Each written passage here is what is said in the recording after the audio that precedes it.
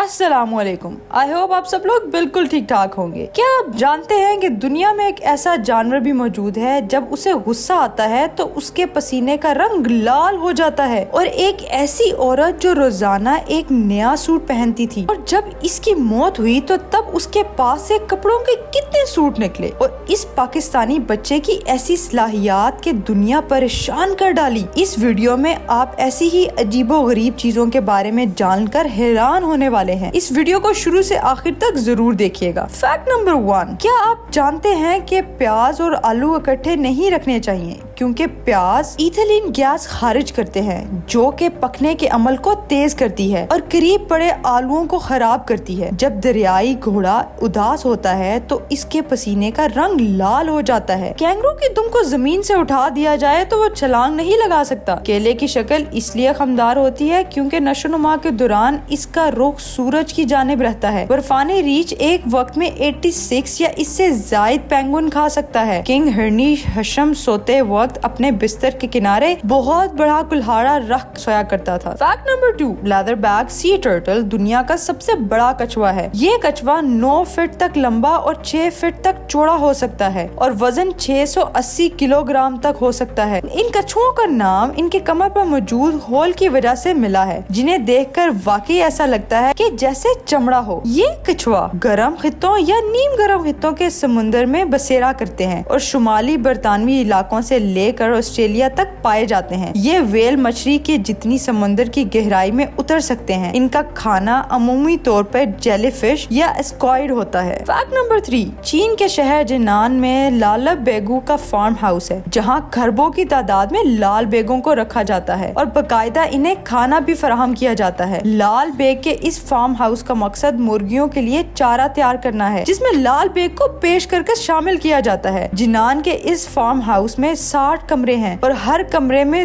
2 کروڑ لال bag رہتے ہیں. اگرچہ یہ کام چین کے دوسرے علاقوں میں بھی جاری ہے. مثلاً گڈ ڈاکٹر نامی ایک کمپنی ہر سال اربوں لال بیگ پیش کر کے چینی ادویات میں استعمال کرتی ہے. فیکٹ نمبر 4, لوگوں کا ماننا ہے کہ تاریخ کا ذہین ترین شخص ولیم جیمز سیڈس جو کہ ایک یہودی تھا. ولیم جیمز نے 1.5 سال کی عمر میں ہی پڑھنا سیکھ لیا اور جب 3 سال کی عمر آئی تو انہوں نے لکھنا سیکھ لیا. ولیم پبلک اسکول کورس جو کہ 7 سال پر مشتمل ہوتا ہے اس نے صرف 6 مہینوں میں اس وقت مکمل کیا جب اس کی عمر 6 سال تھی. 11 سال کی عمر میں اس نے ہارورڈ یونیورسٹی میں داخلہ لیا اور وہیں اس نے 2 گھنٹے پر مشتمل ریاضی بہترین لیکچر دیا. ولیم جیمز کی موت دماغ کی رگ پھٹنے سے ہوئی. اس وقت اس کی عمر 46 ایئرز تھی. فیکٹ نمبر 5, یہ بات شاید چند لوگوں کو معلوم ہو لیکن دنیا میں 1000 قسم کے کھیل اور سپورٹس کے علاوہ ایک استری کھیلنے کا بھی کھیل ہے جو بین الاقوامی سطح پر منعقد کیا جاتا ہے. اس کھیل میں کھلاڑیوں کو دنیا کے شدید ترین حالات اور پیچیدہ مقامات میں کپڑوں کو استری کرنے کا چیلنج دیا جاتا ہے جس میں انہیں مختلف ساخت کے کپڑوں سے تمام شکنوں کو ختم کرنا ہوتا ہے. اس مختلف نوعیت کے سپورٹس کے لیے مقامات کے چناؤ میں پہاڑوں سے لے کر سمندر, برفانی صحرا, شہر کی مصروف ترین جگہ, بیچوں بیچ جنگلات اور حتیٰ کہ آسمان میں جہاز سے کودتے وقت کچھ بھی ہو سکتا ہے. فیکٹ نمبر 6, یہ واقعہ نومبر 2017 کا ہے جب امریکی صدر ڈونلڈ ٹرمپ کا ٹویٹر اکاؤنٹ ڈیلیٹ ہو گیا اور عوام و حکام کی اکثریت تشویش میں مبتلا ہو گئی. یہ عجیب واقعہ اس وقت پیش رما ہوا جب امریکی صدر ڈونلڈ ٹرمپ کا ٹویٹر اکاؤنٹ اچانک ہی ڈیلیٹ ہو گیا اور تقریباً 11 منٹ بعد اسے بحال کیا گیا. اس واقعے کے بعد سوشل میڈیا پر خوب باتیں ہونے لگیں.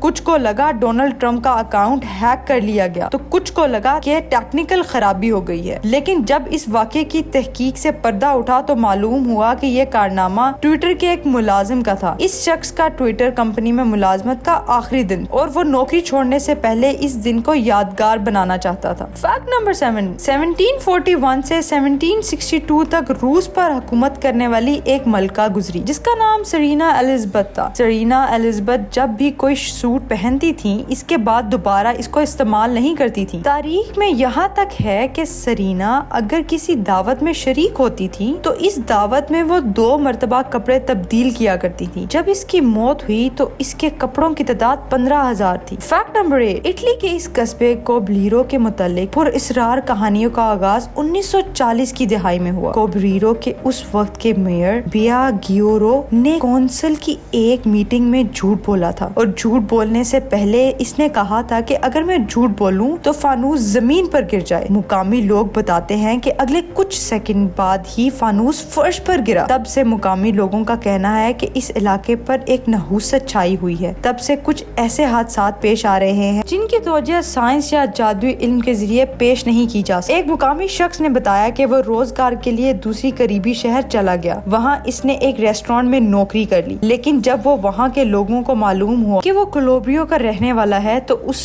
وہ اس کے قریب آنے سے ڈرنے لگے۔ وہ اس کے ساتھ ایسا سلوک کرنے لگے جیسے کہ کوئی اچھوت کی بیماری ہو۔ فیکٹ نمبر 9، سسلی سے تعلق رکھنے والے شیرون ڈاس ایک یونانی قانون دان تھے۔ انہوں نے ایک قانون جاری کیا، جو بھی اسلحہ اسمبلی میں لائے گا اسے موت کی سزا سنا دی جائے گی۔ ایک دن وہ دیہی علاقوں میں لوٹ ماروں کے خلاف مدد کے حصول کے لیے اسمبلی پہنچے، لیکن ان کا بیلٹ میں چاقو لگا ہوا تھا جسے وہ نکالنا بھول گئے تھے۔ اپنے ہی قانون کی پاسداری کرتے ہوئے انہوں نے خودکشی کر لی۔ فیکٹ نمبر 10، سیسا میس 525 قبل مسیح میں فارس کے بادشاہ کیمابس II کے دور حکومت میں ایک ایسے جج کی حیثیت خدمات انجام دیتا تھا جو کہ انتہائی کرپٹ تھا۔ سیسا میس نے مقدمے میں ایک پارٹی سے رشوت قبول کی اور ناجائز فیصلہ سنا دیا۔ بادشاہ نے اس ظلم کی پاداش اسے گرفتار کر کے اسے جسم کی کھال اتار دی اور مار دیا۔ بعض ازاں اس کی کھال کو اس کی کرسی کو ڈھانپنے کے لیے استعمال کیا جاتا تھا، جس پر بیٹھ کر بادشاہ کا بیٹا فیصلہ سنایا کرتا تھا۔ فیکٹ نمبر 11، ایکائلس قدیم ایتھنز کی تہذیب میں ایک ڈرامہ نگار گزرا ہے۔ اس کی موت ایک عقاب کے آسمان سے کچھوا پھینکنے سے ہوئی، جس نے اسکائلس کے سر کو اس کے گنجے پن کی وجہ سے کچھوے کی سخت خول کو توڑنے کے لیے ایک پتھر سمجھا تھا۔ کہا جاتا ہے کہ اسکائلس نے پیشن گوئی کی تھی کہ اس کی موت کسی شے کے اس کے سر پر گرنے کی وجہ سے ہوگی، اور اس کی یہ پیشن گوئی سچ نکلی۔ فیکٹ نمبر 12، سمیر خان پاکستان کے رہائشی ہیں۔ ان کی عمر 14 سال ہے۔ انہیں دی ربر مین اس لیے بولتے ہیں کیونکہ سمیر خان اپنی گردن کو 180 ڈگری تک موڑ لیتے ہیں۔ آئی ہوپ آپ لوگوں کو آج کے فیکٹس بہت مزیدار اور انٹرسٹنگ لگے ہوں گے۔ اپنا خیال رکھیں اور اپنے ارد گرد والے لوگوں کا بھی خیال رکھیں۔